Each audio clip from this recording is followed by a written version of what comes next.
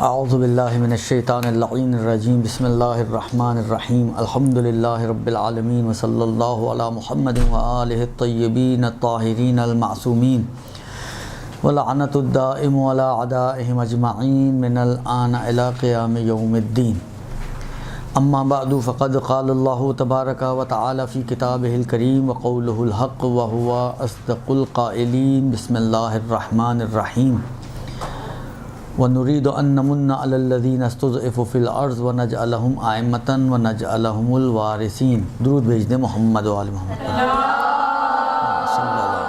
علیہ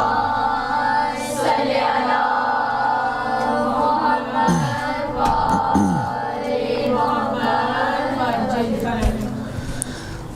سورہ مبارکہ قصص 28 سورہ ہے اور اس کی 5ویں آیت آپ کے سامنے میں نے تلاوت کی ہے، جس میں پروردگار عالم نے اپنے ارادے کا اظہار فرمایا ہے وَنُرِيدُ أَن نَّمُنَّ عَلَى الَّذِينَ اسْتُضْعِفُوا فِي الْأَرْضِ کہ ہم نے ارادہ یہ کیا ہے کہ وہ لوگ کہ جو زمین میں کمزور کیے جا چکے ہیں ان کے اوپر احسان کریں اور ان کو وَنَجْعَلَهُمْ أَئِمَّةً وَنَجْعَلَهُمُ الْوَارِثِينَ اور ہم ان کو امام بنائیں اور اس زمین کا وارث بنائیں، یعنی ان کی حکومت کو قائم کریں۔ یہ آیت جو ہے شاید آپ لوگوں نے پہلی دفعہ تو نہیں سنی ہوگی، یقیناً کئی مرتبہ آپ نے اس آیت کو سنا ہے اور آپ کو معلوم ہے کہ یہ آیت جو ہے وہ امام زمانہ عجل اللہ فرجہ الشریف سے مربوط ہے۔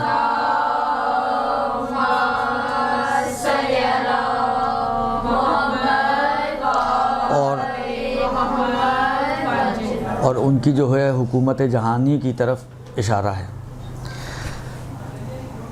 دیکھیں کلام الہی ہے اور ارادہ الہی ہے، ٹھیک ہے نا، لہذا یہ تو قابل تصور بات نہیں ہے کہ ہم سوچیں کہ شاید نہ ہو۔ جب خدا کا ارادہ ہے، خدا نے یہ چاہا ہے کہ اس امت کے اوپر احسان کرے اور جو کمزور کر دیے گئے ہیں زمین میں انہیں ہی زمین کا وارث بنا دے اور ان کو امام بنائے، تو اس کا مطلب یہ ہے کہ یہ کام تو ہونا ہے۔ کام کے ہونے کے بارے میں ڈاؤٹ کرنے کا مطلب یہ ہے کہ انسان پروردگار عالم کی قدرت میں، پروردگار عالم کے کاموں میں جو ہے وہ مشکوک ہو جائے، اور یہ ایک عام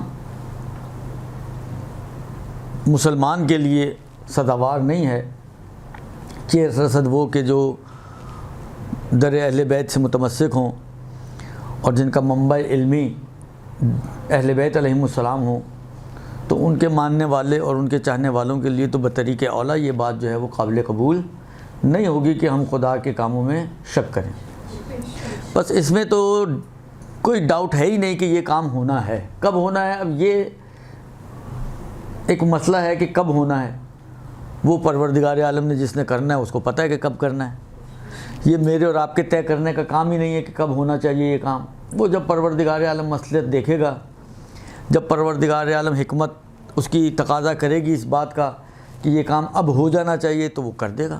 اس کے لیے کوئی مشکلات تو نہیں کہ آپ کہیں کہ جب اس کا دل چاہے تو اس وقت پتہ نہیں حالات کیسے ہوں، وسائل کیا ہوں نہیں ہوں۔ اذا اراد ان یکون شیئا فیقول له کن فیکون، اس کا تو صرف اتنا کام ہے کہ جب وہ کسی بھی چیز کا ارادہ کر لیتا ہے کہ یہ اب ہو جانی چاہیے، تو وہ اب یہ بھی خود ایک بحث ہے تفسیر کے اندر، فیقول له کن فیکون، کیا وہ کہے گا کہ کن فیکون، کن کہے گا تو فیکون ہوگا، یا بس یہی اس کا ارادہ، یہی اس کا کہنا اور یہی اس کا ہونا۔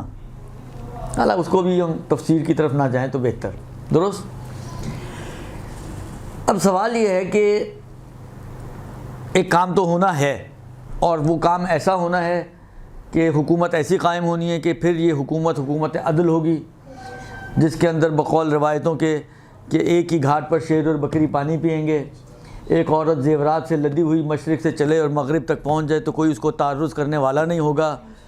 اب تو ایک چھوٹا سا موبائل لے کے نکلتے ہوئے ڈر لگتا ہے، اس وقت عورت زیورات میں لد پھد کے بھی نکلے گی تو کوئی متعرض ہونے والا نہیں ہوگا۔ تو ایک ایسی حکومت ہے کہ جو ہونے والی ہے. درست. اب سوال یہاں پر یہ ہے کہ جب ہمیں یقین ہے کہ چلیں وہ کہتے ہیں نا دیر آئے درست آئے, جب بھی آئے آنی تو ہے, تو اب کیا ہم ہاتھ پہ ہاتھ رکھ کے بیٹھ جائیں؟ ہماری کوئی اس زمانے میں کوئی ذمہ داری بنتی ہے کہ نہیں بنتی ہے؟ کچھ کرنا چاہیے کہ کچھ نہیں کرنا چاہیے, یا بس بیٹھ کے بس انتظار کرتے ہیں؟ اچھا خود انتظار کا مفہوم بھی ایک مختلف اس کے اندر باتیں ہیں, اور کیا کہتے ہیں ایک مشکل مفہوم ہے کہ انتظار کا مطلب کیا ہے. شاید تھوڑی سی بات ابھی بعد میں آئے. تو ہمیں کچھ کرنا چاہیے یا نہیں کرنا چاہیے؟ ایک ایران کے ایک عالم ہیں آغا محسن کراتی صاحب, کہ آپ نے شاید کتابیں وغیرہ بھی دیکھی ہوں گی, اچھی سلیس, یعنی ان کا لیول عوامی لیول ہے, وہ عوامی مولوی ہیں, اور عوام میں آ کے کیونکہ بات چیت کرتے ہیں. ان کے تقریباً ظاہراً میرے خیال میں اوائل انقلاب سے ان کا ہر جمعرات کو ٹی وی پر ایک تفسیر کا پروگرام آتا ہے, اور 20 منٹ کا شاید ہوتا ہے, لیکن یہ ہے کہ اس کے اندر وہ اپنا قرآن سے, مفسر ہے عام طور پہ ان کا مین موضوع قرآن ہی ہے, تو قرآن سے ہی ساری چیزیں وہ نکال رہے ہوتے ہیں, تو یعنی قرآن کے حوالے سے بات چیت کر رہے ہوتے ہیں. تو وہ ان کا یہ جملہ ہے جو میں آپ کی خدمت میں کوٹ کر رہا ہوں, کہ وہ یہ کہتے ہیں کہ دیکھیں مثلا رات ہوتی ہے, سورج غروب ہو جاتا ہے, جو روشنی ہوتی ہے وہ تاریکی میں تبدیل ہو جاتی ہے, ختم ہو جاتی ہے. درست. لیکن آپ کو اس بات کا یقین ہے, آپ قسم کھا سکتی ہیں, آپ کعبہ اٹھا سکتی ہیں, آپ جس چھوٹی سے چھوٹی اور بڑی سے بڑی ہر طرح کی قسم کھانے کے لیے تیار ہیں کہ صبح سورج نے پھر نکلنا ہے. کس کو ڈاؤٹ ہے کہ آج اگر غروب ہو گیا تو پتہ نہیں کل نکلے گا یا نہیں نکلے گا؟ کوئی ہے جو ڈاؤٹ رکھتا ہو؟ کوئی نہیں. سب کو معلوم ہے ایک سلسلہ ہے جو چل رہا ہے, اول آفرینش سے چل رہا ہے, جب سے خدا نے چاند و سورج و زمین کو خلق کیا ہے یہ سلسلہ چل رہا ہے کہ صبح ہوتی ہے سورج طلوع ہوتا ہے, رات ہوتی ہے سورج غروب ہو جاتا ہے. تو طلوع و غروب کا سلسلہ چل رہا ہے. لیکن کبھی ایسا نہیں ہوا کہ آپ کو رات کو آپ یہ سوچیں یار پتہ نہیں صبح سورج نے نکلنا یا نہیں نکلنا, بلکہ سورج کے طلوع کے اوپر ہی آپ اپنی ساری پلاننگز کو بیس کر رہے ہوتے ہیں کہ اتنے بجے سورج نے طلوع ہونا تو یہ کام ہم نے اس ٹائم پہ کرنا, تو یہ اس ٹائم پہ کرنا, تو اس ٹائم پہ کرنا, تو اس ٹائم پہ کرنا مثلا.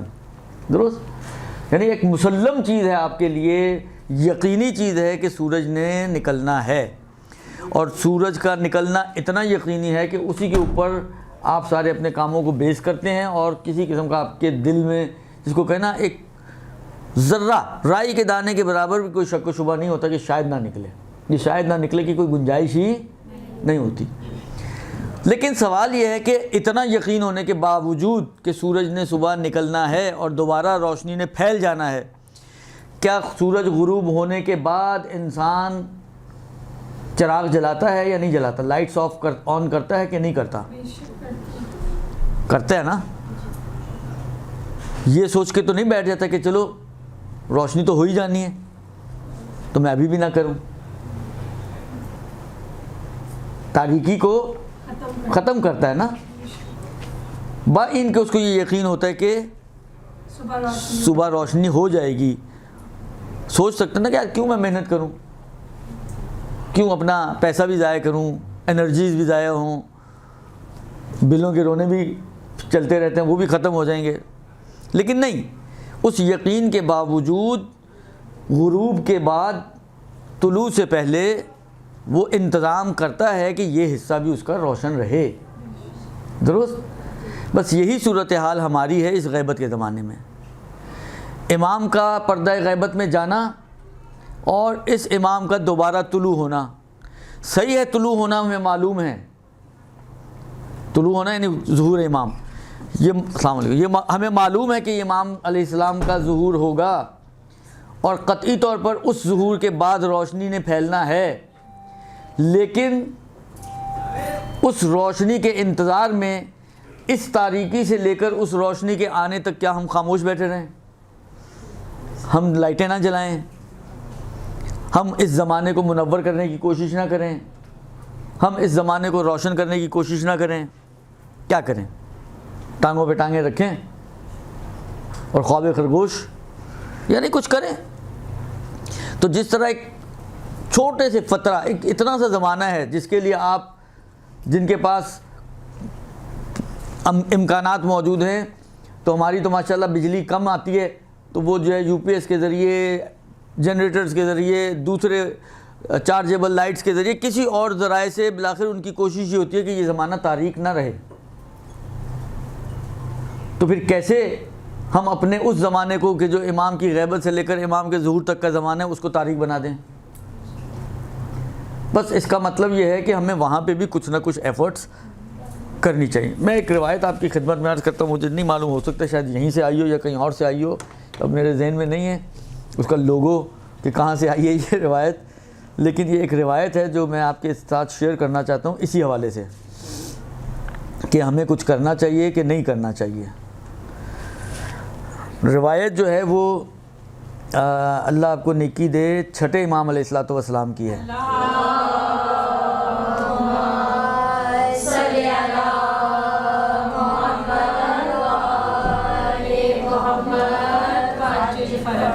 روایت یہ ہے کہ ان ابی عبداللہ علیہ السلام، چھٹے امام علیہ السلام فرماتے ہیں، قال من سرہ ان یکون من اصحاب القائمہ، جس کو یہ بات خوش کرے کہ وہ امام کے اصحاب میں سے ہو، یعنی جس کے لیے امام کا ساتھی ہونا خوشی کا سبب بنے، تو کیا کرے یہ شخص؟ فلینتظر، پہلا کام تو یہ کرے کہ انتظار کرے، منتظرین میں سے ہو، یعنی اگر یہ اصحاب قائم میں سے بننا چاہتا ہے تو اس کو اپنے آپ کو منتظر بنانا پڑے گا، ایک۔ دوسری چیز یہ کہ فلیعمل بالورع، عمل اس کا ورع یعنی پرہیزگاری کے ساتھ ہو، پرہیزگارانہ عمل کرے۔ اور تیسری چیز وہ محاسن الاخلاق، اور حسن اخلاق کو، اچھے اخلاق کو اپنائے۔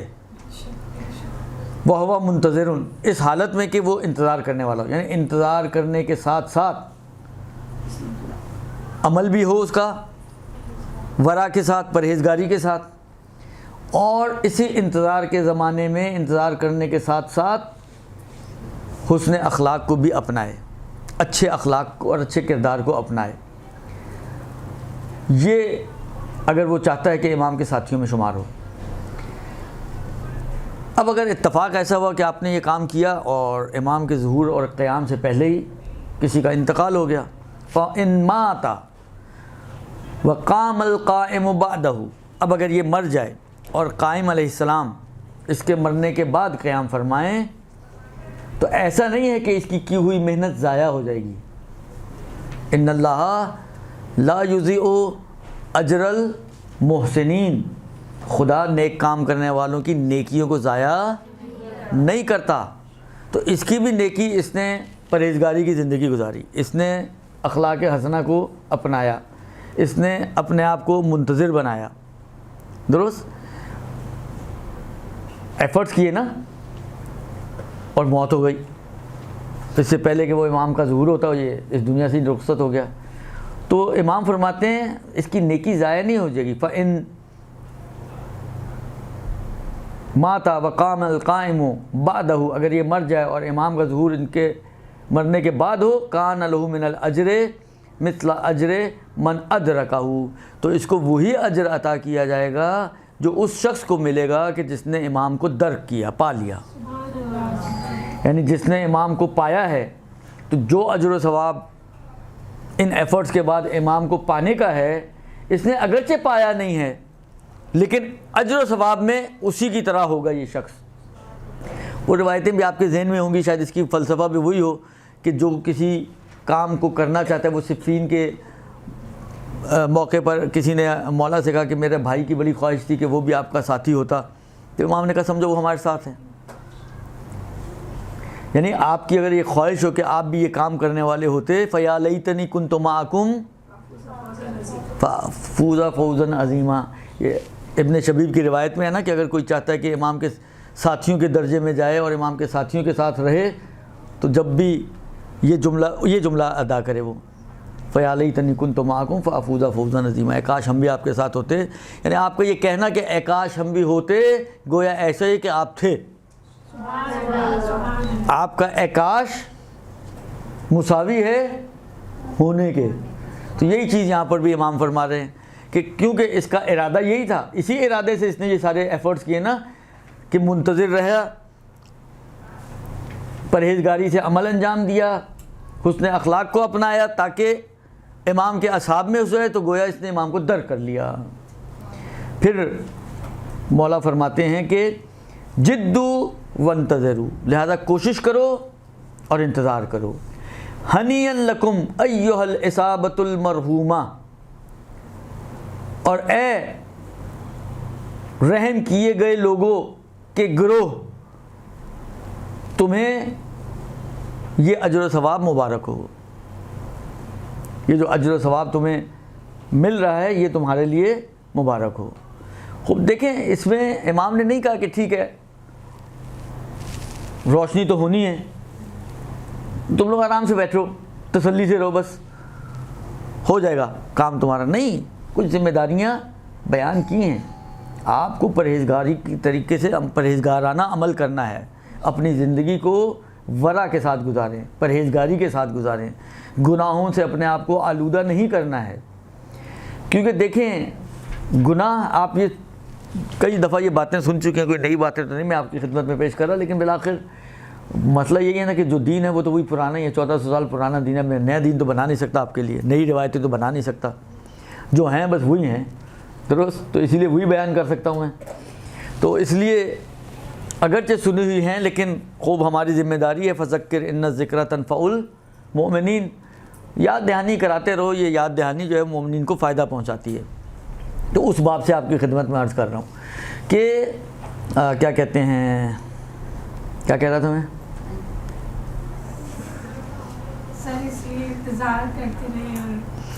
ہاں. تو امام نے ہمیں کہا ہے کہ ذمہ داری بتائی ہے کہ آپ عمل کریں, پرہیزگاری کے ساتھ عمل کریں. گناہ حجاب ہے, گناہ حجاب ہے آپ کے اور آپ کے مقصد کے درمیان. جو اس وقت ہمارا جو مقصد اصلی ہیں امام زمان علیہ السلام, ان کے درمیان رکاوٹ بنتا ہے, فاصلوں کو بڑھاتا ہے. لہذا کہا گیا کہ عمل کرو پرہیزگاری کے ساتھ, گناہوں سے بچتے ہوئے زندگی گزارو, تاکہ یہ درمیان کے حجاب ختم ہوں گے. دیکھیں اب یہ مثالیں بھی آپ کی سنی ہوئی مثالیں ہیں. فرض کریں یہ موبائل ہے, آپ نے اس کے کیبل لگائی اور نیچے جہاں پلگ لگا ہوا تھا وہاں اس کو نیچے رکھ دیا آرام سے, سوئچ میں پلگ نہیں لگایا, تو کیا ہوگا اس موبائل کا حال؟ چارج نہیں ہوگا نا. آپ کہیں جی پاس تو پڑا ہوا ہے, آپ کہیں صرف پاس پڑا رہنا کافی نہیں, اتصال ضروری ہے, اتصال ضروری ہے. جب تک اتصال نہیں ہوگا یہ مردہ موبائل زندہ نہیں بنے گا. اس کو زندہ کرنا چاہتے ہیں تو آپ کو اتصال کرنا پڑے گا, بغیر اتصال کے اس کے اندر حیات نہیں آئے گی. آپ اگر اپنے آپ کو زندہ رکھنا چاہتے ہیں تو آپ کا اتصال ہونا چاہیے اپنے زمانے کے امام سے. اتصال نہیں ہوگا آپ کے اندر حیات نہیں آئے گی.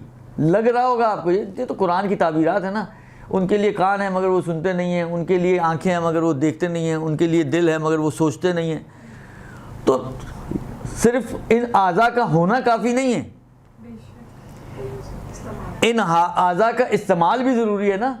یعنی جب آپ آنکھوں سے عبرت لوگے, بصیرت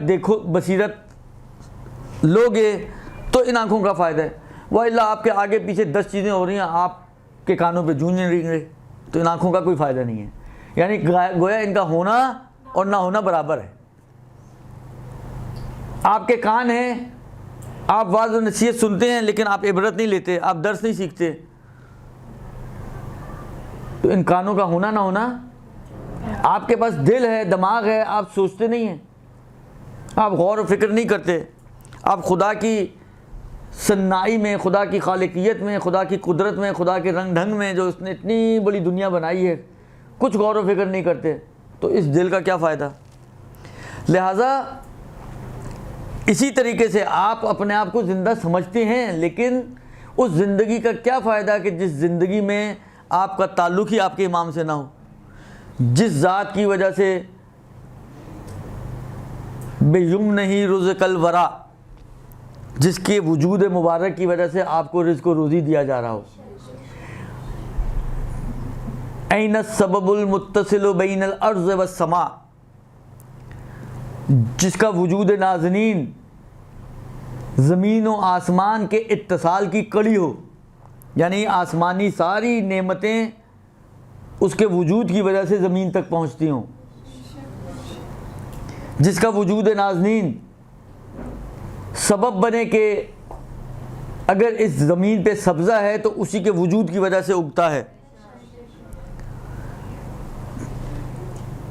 جو ہمارا ولی النعم ہو، نعمتوں کا ولی ہو، سرپرست ہو،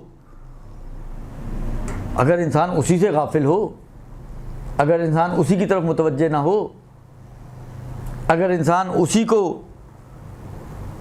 کے ساتھ اپنا اتصال برقرار نہ کر سکے، تو آپ کو لگے گا کہ آپ زندہ ہیں، لیکن یہ زندگی نہیں ہے. لہذا امام سے اتصال اگر چاہتے ہیں ہم لوگ، تو بہت ضروری ہے یہ بات کہ ہم اپنے اور امام کے درمیان کی رکاوٹوں کو دور کریں. میں آپ کی خدمت میں ایک دو واقعات عرض کرنا چاہتا ہوں اسی حوالے سے. ایک واقعہ تو بہت مشہور ہے، شاید آپ لوگوں کا کئی دفعہ سنا ہوا ہوگا، لیکن بہت ہی زیادہ ریلیونٹ ہے ہمارے موضوع سے اور بہت ہی زیادہ مناسبت رکھتا ہے، اس لیے تکرار میں کوئی قباحت نہیں سمجھتا، لیکن یہ اس بات کا بھی خیال رکھتے ہوئے کہ شاید آپ لوگوں کا کافی دفعہ کا سنا ہوا ہو، تو تکرار مال اختصار. درست. علی ابن مہذیار نام سنا ہوا ہوگا آپ کا، میں نے کہا نا واقعہ بھی شاید آپ کا سنا ہوا ہو اور ذہنوں میں بھی آ گیا ہو. علی ابن مہذیار امام سے ملاقات کرنا چاہتا ہے. اس کو یہ معلوم ہے، دیکھیں آپ ایک ایسی جگہ جا کر کسی شخص کو ڈھونڈیں کہ جہاں کے بارے میں آپ کو نہیں معلوم کہ یہاں پہ وہ ہے بھی یا نہیں ہے، اور ایسی جگہ جا کے ڈھونڈیں جہاں آپ کو اتنا تو پتہ ہے کہ کم سے کم اسی علاقے میں ہے. کہیں کہاں پہ ڈھونڈنا آسان ہے؟ جہاں ہمیں علم ہے کہ اسی علاقے میں، اوبویسلی جہاں پر ہمیں معلوم ہے کہ وہ ہے تو یہیں کہیں نزدیک آگے پیچھے، تو وہاں ڈھونڈنا زیادہ آسان ہے بنسبت اس کے آپ پورے کراچی میں ڈھونڈ رہے ہیں کہ نہیں پتہ کراچی کے کون سے حصے میں موجود ہے. درست. اور یہ پتہ کہ مثلا انچولی میں ہی کہیں ہے، تو دائرہ آپ کا آٹومیٹکلی کتنا کم ہو جاتا ہے ڈھونڈنے کے تلاش کا دائرہ. پورے کراچی میں آپ کو ڈھونڈنا پڑے اور صرف ایک چھوٹے سے علاقے میں مثلا فرض کریں بلاک 20 میں ڈھونڈنا پڑے، آسان ہے نا، کام آسان ہو گیا آپ کا. اب اس کو معلوم ہے، علی ابن مہذیار یہ جانتا ہے کہ امام کو اگر ملنا ہے کہیں پہ، اگر امام آسانی سے اگر ملنا یعنی چاہیں اور مل سکیں، تو وہ ہے مکہ، حج کا موقع. مکہ نہیں، حج کا موقع، موسم حج. بالآخر مکہ، منی، عرفات، یہی وہ علاقے ہیں کہ جہاں پر امام ہوں گے. اور خاص طور پر دیکھیں، آپ میں سے مجھے نہیں معلوم کون کون حج پہ گیا ہے، جنہوں نے کیا ہے تو فبیا، اور خدا ان کو توفیق عنایت فرمائے اور نصیب کرے، اور جنہوں نے نہیں کیا ہے تو خدا سب کو نصیب کرے. حج میں مختلف جو آپ کے افعال ہوتے ہیں، کچھ مکے سے ریلیٹڈ ہیں، کچھ منی سے، کچھ مزدلفہ سے، کچھ عرفات سے، ٹھیک ہے نا. عرفہ تقریباً زوال ظہر سے 9 ذی الحج کی ظہر سے 9 ذی الحج کے مغرب تک، یہ آپ کا عرفہ کا دن ہے. دعائے عرفہ بھی پڑھتے ہیں نا آپ لوگ اسی ٹائم پہ، یہ عرفہ کا دن ہے. یہ ٹائم پیریڈ تقریباً ایسا ہوتا ہے کہ جس میں سارے حاجیوں کی واجب ذمہ داری ہے کہ وہ اس میدان میں ہوں. جان بوجھ کے اگر کوئی چھوڑ دے تو اس کا حج باطل ہو سکتا ہے. تو واجب ذمہ داری کیا ہے؟ سب کا یہاں پہ ہونا. تو تقریباً یہ وہ جگہ ہوتی ہے کہ جہاں پر آپ کہہ سکتے ہیں کہ اگر 100% نہ بھی تو مثلا 98% حاجی تو یہاں پر ہوتے ہی ہوتے ہیں.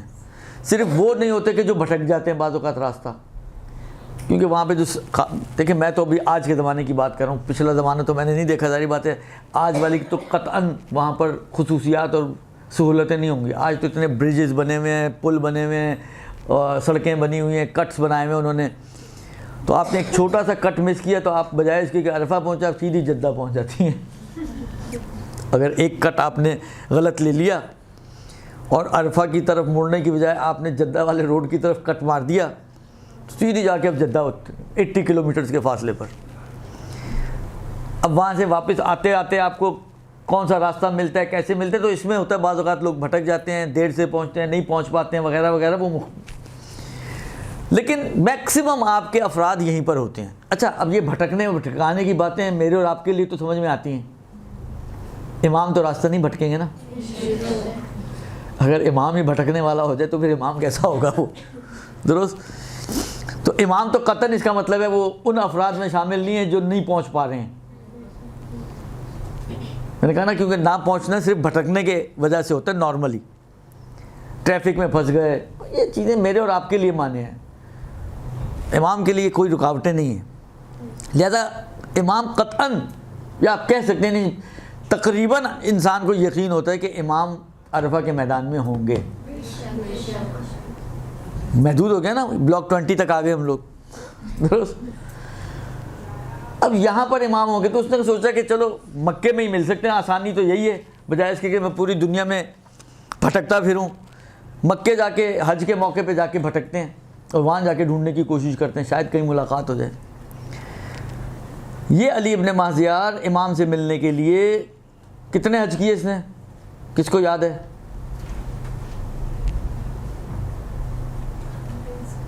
چلیں آپ سے سوال کرتا ہوں میں، آپ کو بھی معلوم ہے، فرض کریں آپ کی جیب میں پیسہ بھی ہو، آپ کتنے حج کر سکتی ہیں امام سے ملنے کی خاطر؟ صحیح صحیح بتائیے گا. سر جب تک پیسہ ختم نہ ہو تب تک کریں گے. جب تک ملاقات نہ ہو جائے جب تک کریں. دیکھو کہنا آسان ہوتا ہے. بہرحال علی ابن مازیار نے 20 حج کیے، 19 سال ملاقات نہیں ہوئی. 20 حج کیے لیکن 20 ملاقاتیں نہیں ہوئی ہیں، 19 سال ملاقات نہیں ہوئی. کہنے کا مقصد میرا صرف اتنا ہے کہ یہ وہ شخص ہے کہ جو اتنی لگن رکھتا ہے. دیکھیں آج کا حج پھر بھی آسان ہے، صحیح ہے پیسہ زیادہ خرچ ہوتا ہے لیکن سہولتیں بہت زیادہ ہیں. یہ سمجھیں 250 سے 300 ہجری کے درمیان کی بات آپ سمجھ لیں، یعنی آج سے 1100 سال پرانی بات بتا رہا ہوں میں آپ کو. 1100 سال پرانا شخص کس طرح سے جاتا ہوگا صحرائی سفر، حیوانات پہ بیٹھ کر. درست. کبھی ریت کے طوفان ہیں، کبھی کوئی مشکلات ہیں، کبھی ڈاکوؤں کا خوف ہے، کیا کیا بالآخر سب تحمل کر کے وہ جاتا رہے. پہلا سال گیا، دوسرا سال گیا. شاید آپ لوگ ماشاءاللہ زیادہ آپ لوگوں کا ایمان مضبوط ہے، لیکن شاید میں ہوتا تو میرے خیال میں 1 2 3 سال بعد میں کہتا ٹھیک ہے یار نہیں ہو رہی تو اب کیا کریں. کہتا امام کو ملنا ہوگا تو پھر خود ہی یہیں آ جائیں گے. تو میں تو شاید نہ اتنی ہمت کر پاتا کہ 20 سال تک جاتا، لیکن وہ گیا 20 سال تک. 20ویں سال طواف ظاہراً کر رہا تھا تو وہاں پر ایک شخص آیا اور آ کے اس کو کہتا ہے کہ تم کہاں تھے، تمہارا کوئی امام کب سے انتظار کر رہے ہیں تمہارا. کہا کہ امام غائب تھے. کہا کہ نہیں تم غلط بول رہے ہو، امام غائب نہیں تھے، تمہارے اعمال کی وجہ سے تمہاری ملاقات نہیں ہو پائی. کہا چلو میں تمہیں لینے آیا ہوں، بلائے تمہیں امام نے. امام کی خدمت میں پہنچے، امام نے بھی اسی قسم کا سوال کیا، اس نے بھی اسی قسم کا جواب دیا. بالآخر امام نے کہا میں تو تمہارا ہر روز انتظار کرتا تھا، کہاں تھے تم. اس کا مطلب یہ ہے کہ بندہ تو ایسا تھا کہ جس کا امام انتظار کریں. اتنے کیلیبر کا یہ انسان تھا کہ امام اس کو کہہ رہے ہیں کہ میں تمہارا منتظر تھا، تمہارے انتظار میں بیٹھا تھا، لیکن تم کہاں تھے. اس نے وہی بات کہی. خلاصہ یہ کہ امام نے کہا کہ دیکھو 3 چیزوں کا یہاں پر امام نے اشارہ کیا ہے. یہ 3 مشکلات ہیں اور جو میں سمجھتا ہوں اس وقت ہمارے معاشرے میں سے بہت سو کی مشکلات ہیں. یہ اگرچہ جب بھی اس قسم کی روایتیں پڑھی جاتی ہیں اکثر لوگ کہتے ہیں ہاں الحمدللہ ہم تو نہیں ہیں اس میں شامل، لیکن وہ جو سمجھ رہے ہوتے ہیں نا ہم نہیں ہیں شامل، وہ بھی اس میں شامل ہی ہوتے ہیں،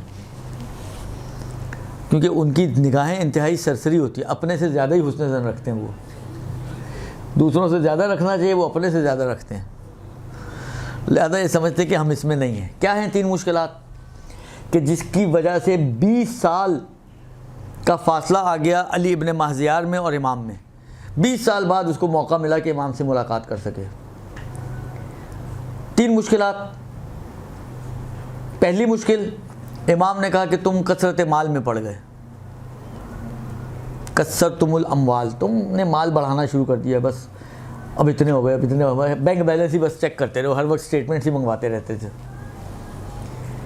مال کی کثرت، دیکھیں کثرت مال، جب کہ انسان اس مال کو خدا کی راہ میں خرچ بھی نہ کرے، یہ مشکلات لے کر آتے، کوئی اچھی چیز نہیں ہے. اس کثرت مال سے انسان کا فقیر ہونا بہت اچھا ہے. تو تم کثرت مال میں پڑ گئے. اور جب بھی انسان، دیکھیں یاد رکھیں، جب بھی انسان مال کی کثرت میں پڑتا ہے نا تو پھر بہت ساری حدیں اس سے کراس ہو جاتی ہیں.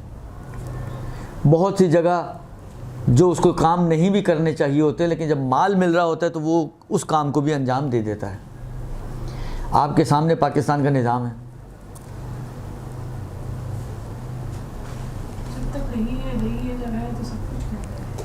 آپ کا نظام ہی کثرت مال کے اوپر چل رہا ہے.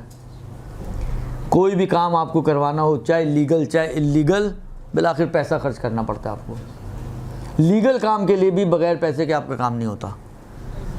تو آپ کا کیا خیال ہے، جو یہ جیبیں بھر رہے ہیں وہ کیا حلال کھا رہے ہیں؟ کیا حلال مال جمع کر رہے ہیں؟ یعنی یہ کھانے والے صرف کافر اور غیر مومن نہیں ہیں، آپ کے مومنین کی ایک بہت بڑی تعداد ہے جو یہ سارے کام کرتی ہے. سادات کرام ماشاءاللہ اپنی تمام تر سیادت کے ساتھ وہ یہ کام کرتے ہیں، اور پھر وہ توقع رکھتے ہیں کہ جی ہماری امام سے ملاقات ہو جائے. علی ابن مہذیار جیسے انسان کی، کہ جس کے خود امام متوقع ہیں، اس کی تو ہو نہیں پا رہی، تو میں اور آپ کس کھیت کی مولیاں ہیں؟ یعنی ایک بات ہمیشہ یاد رکھیں، فارمولاز خاص طور پہ جو سنت پروردگار عالم قائم کرتا ہے، تو لن تجدوا لسنت اللہ تبدیلا، تم خدا کی سنت میں تبدیلی نہیں پاؤ گے. اگر شیطان اس وجہ سے جنت سے نکالا گیا ہے کہ خدا کی نافرمانی کی تھی اس نے، تو مطمئن رہیں کہ ہم نافرمانی کر کے جنتی نہیں ہو سکتے. وہ تو تھا جنت میں لیکن نکال دیا، ابھی تو ہم گھسے بھی نہیں ہیں.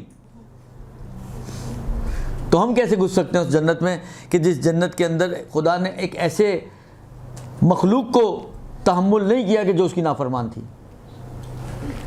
اسی طریقے سے اگر امام علیہ السلام علی ابن مہذیار جیسے انسان کے ساتھ صرف اس وجہ سے کہ کثرت مال میں تم لوگ مبتلا ہو گئے ملاقات نہیں کر رہے، تو ہم اگر کثرت مال کے اندر مبتلا ہوں اور اس کثرت مال میں حلال و حرام ہر سرحدیں کراس کرنے کے لیے تیار ہوں، تو کیسے ہماری ملاقات ہو سکتی ہے؟ لہذا مال کی کثرت میں تم پڑ گئے، یہ پہلی رکاوٹ. دوسری رکاوٹ، تم ہمارے کمزور شیعوں پر ظلم کرنے میں لگ گئے. ہمارے شیعوں پر ظلم کرتے ہو.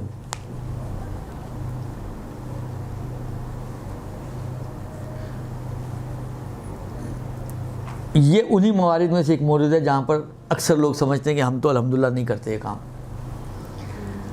لیکن وہ اکثر جو یہ سمجھتے ہیں کہ ہم الحمدللہ نہیں کرتے، ان میں سے اکثر اس میں ملوث ہوتے ہیں. دیکھیں ظلم کرنے کا کوئی سینگ نہیں ہوتے. میں پہلے بھی شاید یہ مثال آپ لوگوں کے سامنے عرض کی ہے. ایک زمانے میں ایک کارٹون آتا تھا پینوکیو کے نام کا، وہ جب جھوٹ بولتا تھا تو اس کی ناک لمبی ہو جاتی تھی.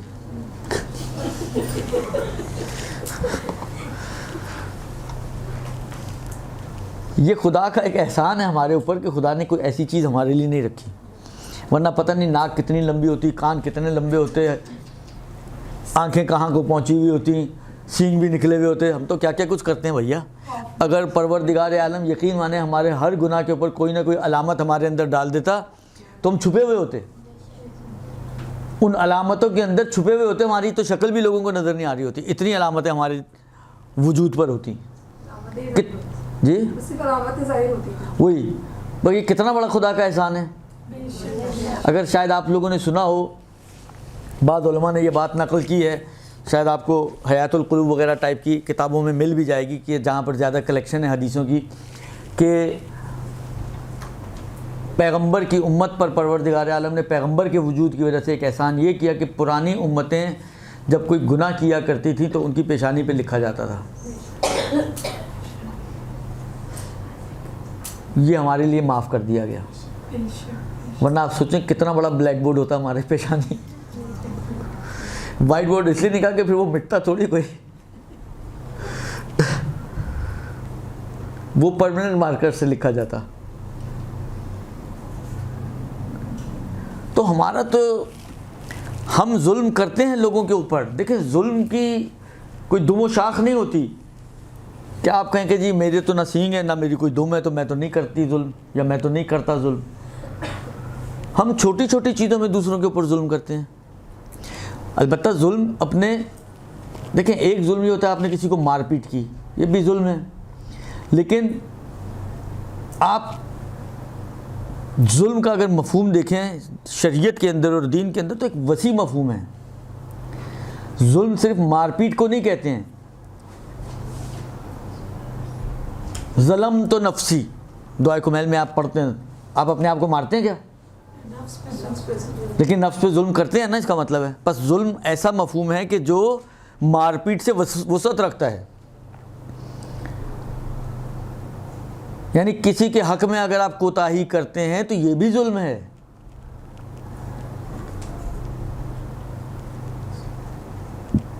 عین ممکن ہے بعض جگہ پر فقہی ظلم نہ بنتا ہو, اخلاقی ظلم بنتا ہے.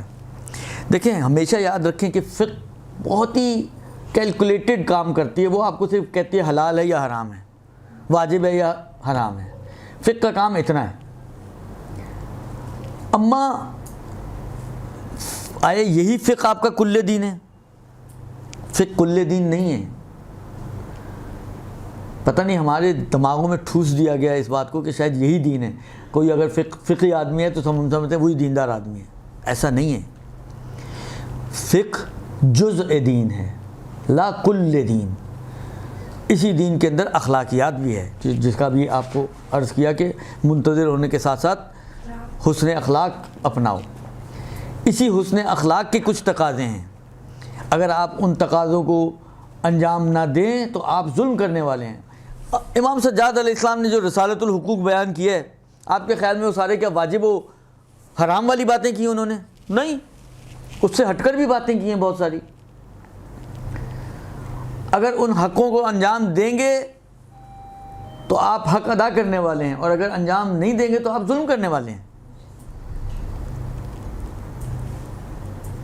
درست؟ لہذا دیکھیں ہم میں اکثر ایک بات کہتا ہوں کہ ہر انسان اپنے دائرے کے حساب سے فرعون ہے.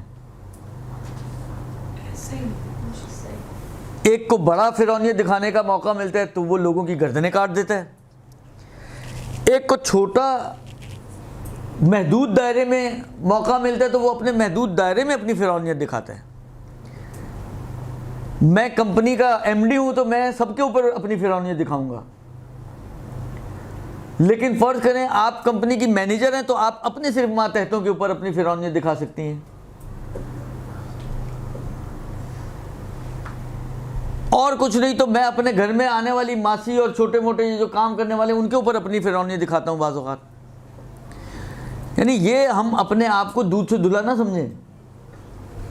ہم میں سے ہر کوئی جس کو جتنا جیسا موقع ملتا ہے دوسرے کے حق میں کوتاہی کرتے ہیں. میں پھر بول رہا ہوں دیکھیں عین ممکن ہے فقہی طور پر آپ کا گریبان نہ پکڑا جا سکے. آپ کہیں میں نے کوئی غلط کام کیا, حرام کام کیا, تو کوئی کسی میں اتنی جرت نہ ہو کہ وہ آگے بڑھ کے آپ کا گریبان پکڑے کہ ہاں جی آپ نے حرام کام کیا ہے. میں ابھی فقہ کی بات نہیں کر رہا ہوں, فقہ انشاءاللہ اگلے پیریڈ میں ابھی اخلاقیات کی بات کر رہا ہوں. کتنی چیزیں ایسی ہیں جو اخلاقی طور پر ہمیں کرنی چاہیے لیکن ہم نہیں کرتے ہیں, دوسروں کی نسبت کرنی چاہیے لیکن ہم نہیں کرتے ہیں. تو اس حد تک تو ہم بھی ان کے حق میں کوتاہی کر رہے ہیں نا. آپ رسالۃ الحقوق اٹھا کے دیکھیں, پڑوسیوں کے کیا حق بیان کیے, ہم کیا وہ سارے انجام دیتے ہیں؟ نہیں دیتے ہیں. جب نہیں دیتے ہیں تو اس کا مطلب ہے ہم پڑوسیوں کے حق میں کچھ نہ کچھ تو ظلم کر رہے ہیں. آپ رسالۃ الحقوق اٹھا کے دیکھیں, مولا پر عبد کا کیا حق ہے. آج کے زمانے میں عبد و مولا والا سلسلہ نہیں ہے, لیکن بالآخر کام تو ہم بھی لیتے ہیں نا لوگوں سے, جن سے ہم کام لیتے ہیں. صحیح ہے وہ عبد نہیں ہے لیکن بالآخر ہمارے ماتحت تو ہیں. مجھے ایک بات بتائیں, میں فرض کریں ایک ہینڈسم سیلری لے کر کسی کمپنی میں کام کر رہا ہوں، ٹھیک ہے. اچھا نارملی تو ان کمپنیز میں یہ ہوتا ہے کہ جی میری میڈیکل بھی ہے اور میرا سب کچھ ہے، تو اس لیے مجھے اتنا کھلتا نہیں ہے. اگر میں بیمار ہو بھی جاتا ہوں، میری جیب سے 4 پیسے چلے بھی جاتے ہیں، مجھے 4 چھٹیاں کرنی بھی پڑ جاتی ہیں تو نہ میری تنخواہ کٹتی ہے، بل بھی مجھے جو ہے وہ واپس مل جاتے ہیں، تو مجھے کچھ کھلتا نہیں ہے. لیکن فرض کریں کہ کہیں ایسی نہ ہو کمپنی، آپ ہاسپٹل میں ہو، آپ سے مراد اب آپ نہیں خدا نہ خواستہ، لیکن کوئی بھی انسان ایکس وائی زی جو کمپنی میں کام کر رہا ہے وہ ہاسپٹل میں مرنے پڑا ہوا ہے، جب 15 دن بعد آپ ٹھیک ہو کے واپس جاتے ہیں تو انہوں نے آپ کی 15 دن کی تنخواہ کاٹ لی، کیسا فیل کریں گے آپ؟ وہ ہاسپٹل کا بل الگ ہے، وہ بھی کمپنی نہیں دے رہی ہے آپ کو، یہاں سے 15 دن کی تنخواہ الگ کٹ گئی. اب آپ سوچیں کہ آپ کیا سوچ رہی ہوں گی، آپ کے دل کی کیا کیفیت ہوگی، جبکہ آپ کی تنخواہ اچھی تنخواہ ہے، منتہا آدھی مل رہی ہے، لاکھ روپیہ کماتی ہیں 50,000 مل رہے ہیں، آپ کے خرچے تو لاکھ والی ہیں نا بھائی، لاکھ کما رہی ہیں آپ تو خرچے تو لاکھ والے ہوں گے. اب آپ کو کہا جائے 50,000 اس میں خرچے پورے کرو اپنے، آپ کے لیے 1 مہینہ گزارنا مشکل ہو جائے گا. جبکہ وہ جو باقی 50,000 ہیں اس میں سے وہی والی بات ہے، آپ نے اپنے میڈیکل کے بلز بھی دینے ہیں. جب ہم پہ گزرتی ہے تو ہمیں فیل ہوتا ہے، لیکن جب ہم خود دوسرے کے ساتھ یہی کام کر رہے ہوتے ہیں،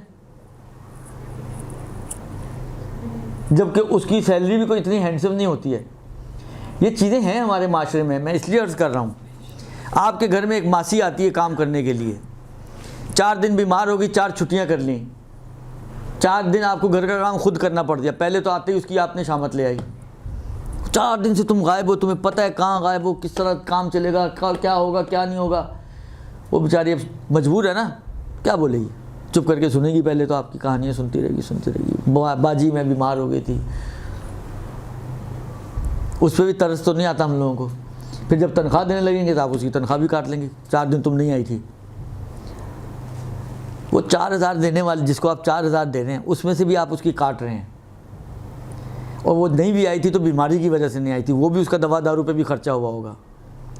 یہ سوچا ہم نے کہ یہ کیسے زندگی گزارے گی. 4,000 میں سے بھی آپ جس کو کاٹ کے دے رہی ہیں، آپ بھی کاٹ رہی ہیں، دوسرے گھر میں جاتی ہے وہ بھی کاٹے گی، تیسرے گھر میں جاتی ہے وہ بھی کاٹے گی. بالآخر دیکھیں یہ ہم اپنے دائرے میں اس کے حق میں کوتاہی کر رہے ہیں.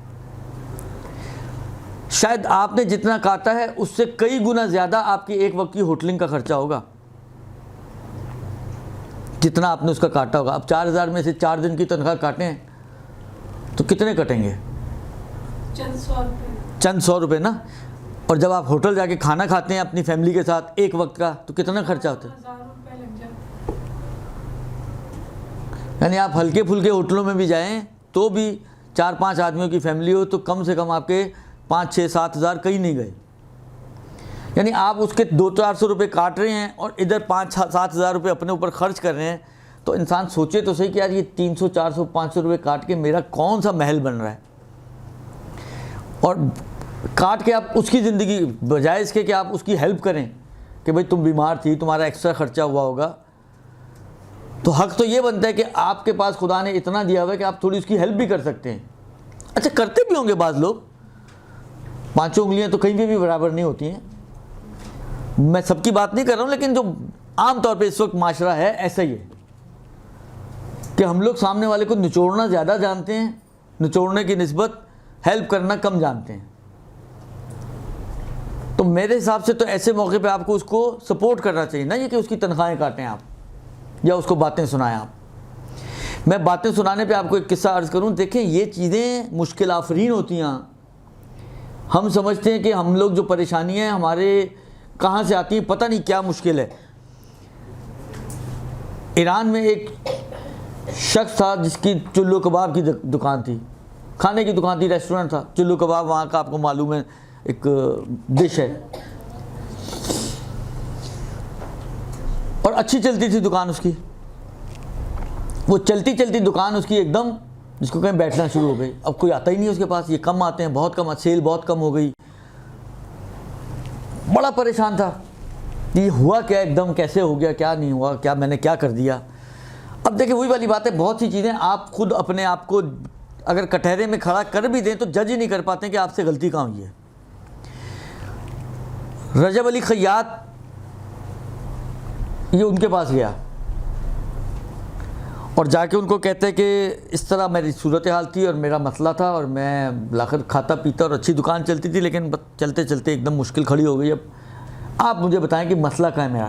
وہ ایک ایسے انسان ہے رجب علی خیاط، کتاب آپ نے شاید پڑھی ہو ان کی، پھر میں نے خدا کو پا لیا، میرا خیال ہے. اچھی کتابیں نہیں پڑھی تو پڑھیں، چھوٹی سی کتاب ہے، کتاب کیا کتابچہ سمجھیں آپ، اچھی کتاب ہے. تو وہ ایک ایسے آدمی ہے جس کی سمجھیں پروردگار عالم کی ایک عنایت ہوئی، جس کی وجہ سے ان کی برزخی آنکھیں کھل گئیں، اور وہ بہت سی چیزوں کو جن کو میں اور آپ نہیں دیکھ سکتے وہ اپنی ان برزخی آنکھوں سے دیکھتے تھے، اور ان کو احساس ہو جاتا تھا کہ سامنے والے کی مشکل کہاں ہے. تو اس نے جا کے ان سے کہا کہ بھائی آپ میری ہیلپ کریں، مجھے بتائیں کہ میں کہاں اٹکا کہاں ہوں، میری گرہ کہاں بندھی ہوئی ہے. انہوں نے تھوڑا سا غور کیا، کہا تم نے ایک سید کا دل دکھایا ہے.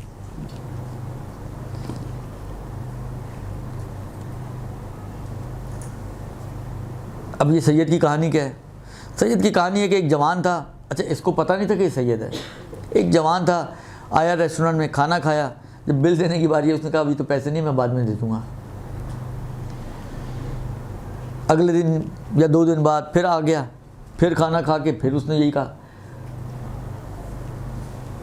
جب 2-3 دفعہ یہ ریپیٹ ہوا تو اس کے بعد جب وہ آیا تو اسی شخص نے اس کا ہاتھ پکڑا اور اس کو باہر نکال دیا کہ تمہاری خالہ کا گھر نہیں ہے بھائی، یہ ریسٹورنٹ میرا.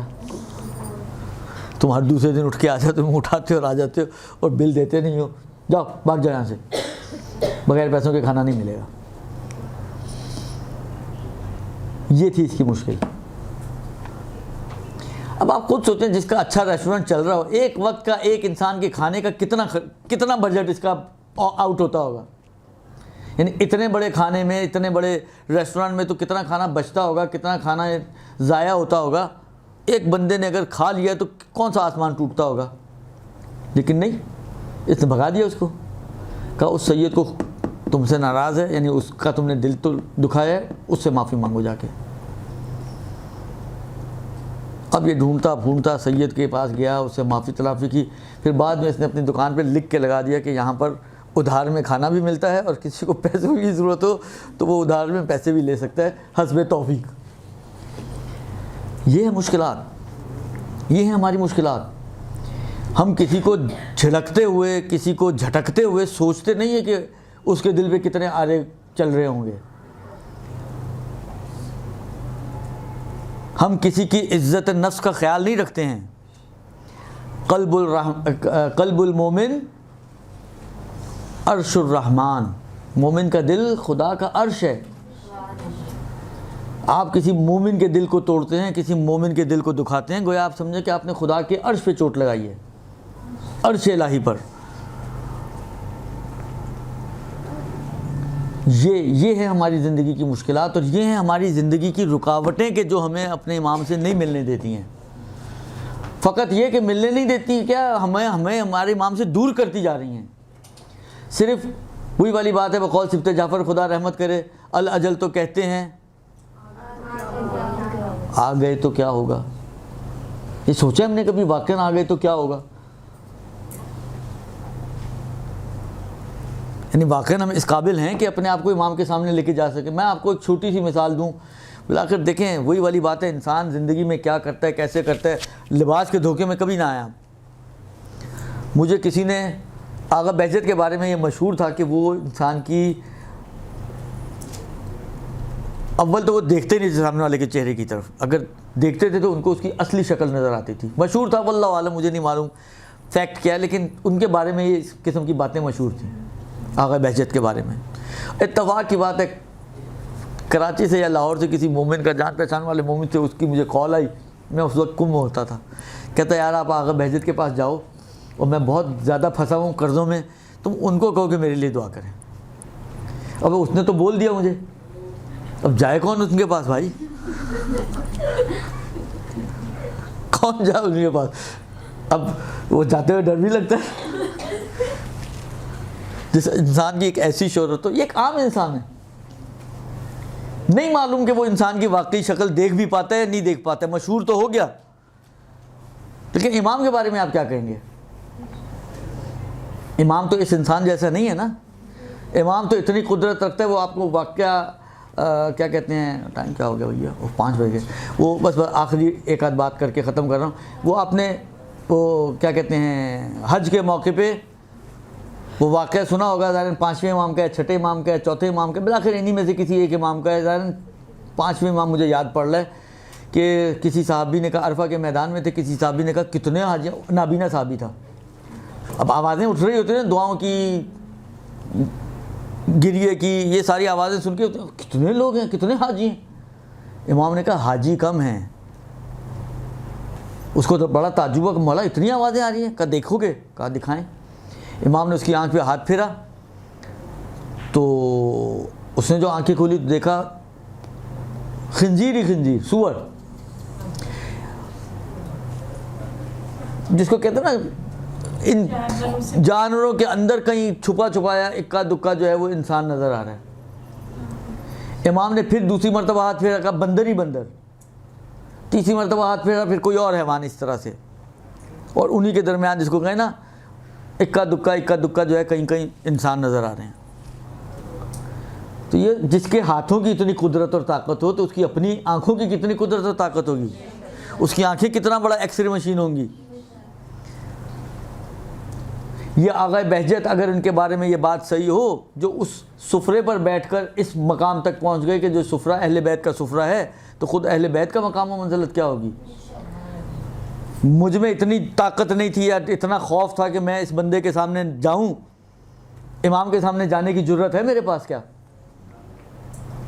ہوں میں ایسا کہ میں یہ اپنے آپ کو سمجھوں کہ میں امام کا کے روبرو ہو سکتا ہوں، امام کا مقابلہ کر سکتا ہوں، یعنی فیس کر سکتا ہوں امام کو؟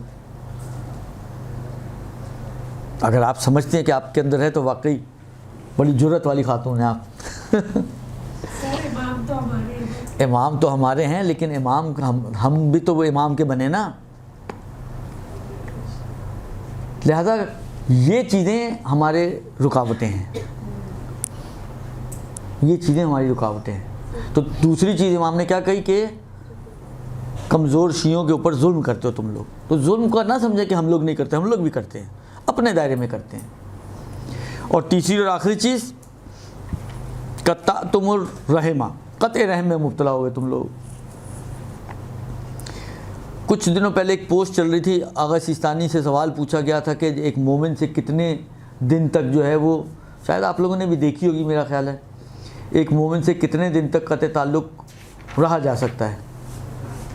ایک عام مومن سے، یہ کسی بہن بھائی کی بات نہیں ہو رہی، کسی رشتہ دار کی بات نہیں ہو رہی، ایک عام مومن کی بات ہو رہی ہے کہ ایک عام مومن سے کتنے دنوں تک انسان قطع تعلق رہ سکتا ہے۔ یہ ہے سوال، چلے میں سوال جب ما حکم تہاجر المومنین و بالخصوص اذا زاد عن 3 ایام، مومنین کو ترک کرنے کا کیا حکم ہے؟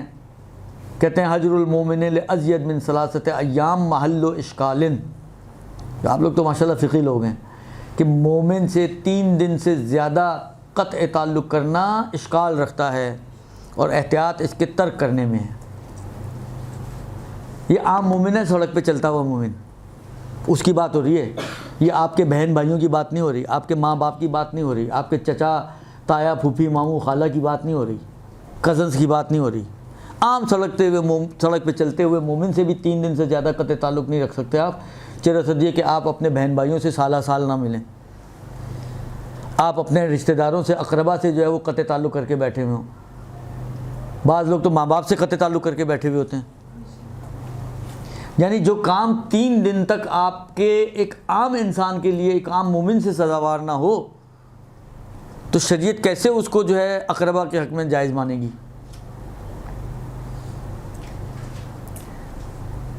اور یہ آپ روایتیں اگر اٹھا کے دیکھیں، روایتوں میں کم ایسے موضوعات ہوں گے کہ جس کے بارے میں اتنی گفتگو بھی ہوگی اور جس کے اتنے برے اثرات روایتوں میں آئے ہوں۔ قطع تعلق عمر کو کم کرتا ہے، مال کو کم کرتا ہے، مشکلات کو بڑھاتا ہے، پریشانیوں کو لے کر آتا ہے، اور پتہ نہیں کیا کیا کچھ۔ ہم روتے بھی ہیں, ہم پریشان بھی ہوتے ہیں, لیکن اپنے آپ کو سدھارنے کی کوشش بھی نہیں کرتے ہیں. ہم میں سے کتنے لوگ ہیں کہ جو انہی چیزوں میں مبتلا ہیں کہ تنگی رزق, مگر کبھی کسی نے سوچا کہ یہ تنگی رزق ہو سکتا ہے میرے ہی کسی کام کی وجہ سے ہوا ہو. اب ایک اور قصہ مجھے یاد آ گیا, بس جلدی سے وہ سنا کے میں آپ کی بات ختم کر رہا ہوں. بس یہ تنگی رزق کے اوپر مجھے ایک اور بات یاد ہے. ایک مجھے جو یاد پڑتا ہے کسی نے سنا, یہ جامعہ کلات اس سائڈ کا کہیں کا قصہ ہے. کہتے ہیں کہ یہ آپ نے دیکھا ہوگا وہاں پہ لائن سے دکانیں ہیں کپڑوں کی, آپ لوگ سے زیادہ کون جانتا ہوگا اس بات کو, درست؟ لائن سے دکانیں, ایک کپڑے والا تھا, اس کی دکان پہ ہمیشہ رش رہتا تھا, اور اڑوس پڑوس کے, حالانکہ بالآخر دیکھیں وہی والی بات ہے, وہی کپڑا وہ بھی بیچ رہا ہے, وہی کپڑا پڑوسی بھی بیچ رہے ہیں. اس کے پاس لوگ ہیں, ان کے پاس گاہک نہیں ہے, اس کے پاس ہیں, اس کے پاس نہیں ہے, اس کے پاس ہیں, اس کے پاس نہیں ہے. ہلکا زمانہ ہو, رش کا زمانہ ہو, اس کے پاس لوگ ہوتے ہیں. اب بالآخر دیکھیں اطراف والے ہوتے ہیں, حاسد بھی ہوتے ہیں, تجسس کرنے والے بھی ہوتے ہیں, ہر طرح کے لوگ ہوتے ہیں. بالآخر کہ اس کے کپڑے میں کون سے چار چاند لگے ہوئے جو ہمارے کپڑوں میں کانٹے لگے ہوئے. پریشان تھے. ایک دن یہ دکان سے نکلا تو گاڑی اس نے سٹارٹ کرنے چاہی تو گاڑی اس کی سٹارٹ نہیں ہوئی. ایک دوسرا اس کا ساتھ والا جو پڑوسی تھا, کوئی دکاندار, اس نے کہا کہ اس کو ابھی رات کا وقت ہے, اب اس وقت میکینک تو ملے گا نہیں, تو اس کو یہیں رہنے دو, چلو میں تمہیں ڈراپ کر دیتا ہوں. اس نے کہا چلو ٹھیک ہے, لیکن مجھے راستے میں ایک چھوٹا سا کام ہے,